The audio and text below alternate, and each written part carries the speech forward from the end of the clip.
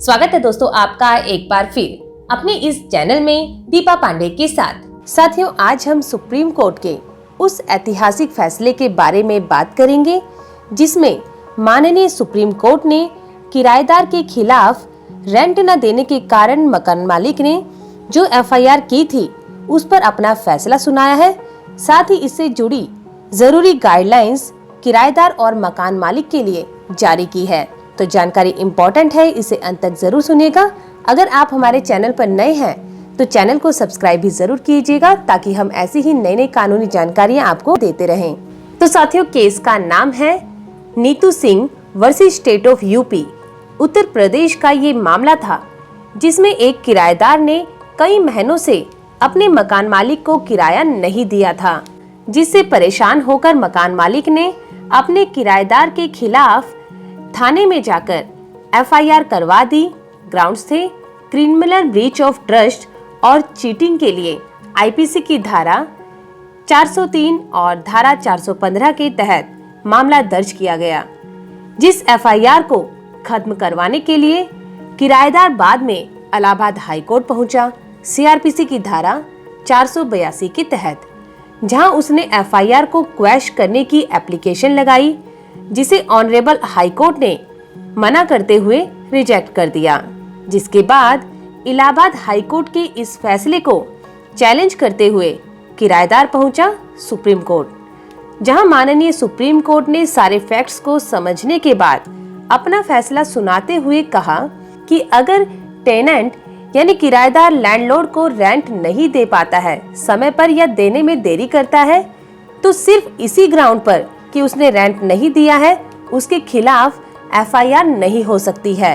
और ऐसे ही इस केस में जो एफआईआर हुई है क्रिमिनल ब्रीच ऑफ ट्रस्ट और चीटिंग को लेकर, तो आईपीसी में इन धाराओं की जो डेफिनेशन बताई गई है उसमें रेंट ना देना शामिल नहीं होता है, क्योंकि आईपीसी की धारा 403, 406 के तहत क्रिमिनल ब्रीच ऑफ ट्रस्ट आदि की बात करें तो इसमें मूवेबल प्रॉपर्टी का होना जरूरी होता है। और प्रेजेंट केस का जो मैटर है वो है इमूवेबल प्रॉपर्टी का। इसके अलावा आईपीसी की धारा 415, 420 के तहत चीटिंग के लिए जरूरी है किसी व्यक्ति को डिसऑनेस्टली इंड्यूस करके उसकी प्रॉपर्टी को डिलीवर करना। लेकिन रेंट के केस में जो किराएदार था उसने शुरू में तो अपना रेंट दिया था, मगर वो बाद में किसी भी कारण से अपना रेंट नहीं दे पा रहा था। यानी उसकी शुरू में जो इंटेंशन थी वो उसकी गलत नहीं थी, उसकी चीटिंग करने की कोई इंटेंशन नहीं थी। शुरू में उसने अपना किराया अच्छे से दिया, अब नहीं दे पा रहा है, तो ये भी इस सेक्शन में अप्लाई नहीं होता है, चीटिंग के सेक्शन में। और इन्हीं ग्राउंड्स पर सुप्रीम कोर्ट ने किराएदार के खिलाफ जो प्रेजेंट केस में एफआईआर दर्ज थी उसे खत्म करते हुए अपना फैसला किराएदार के पक्ष में सुनाया था और गाइडलाइंस जारी की थी कि किराएदार अगर किराया देने में डिले करता है तो उसके खिलाफ एफआईआर नहीं हो सकती है।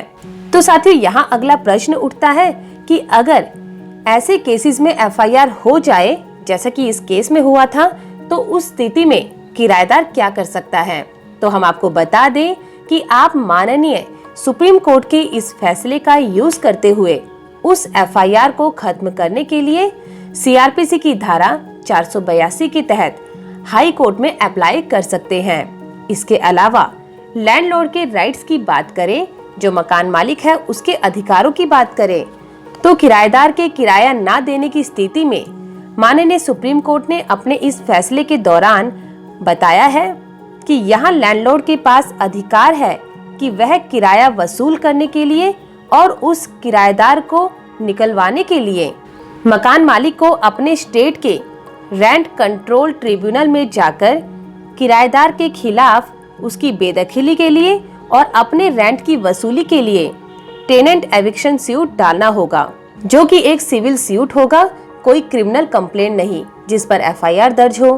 तो इस प्रकार से माननीय सुप्रीम कोर्ट ने रेंट को लेकर अपना फैसला सुनाते हुए टेनेंट और मकान मालिक के लिए जरूरी गाइडलाइंस जारी की है।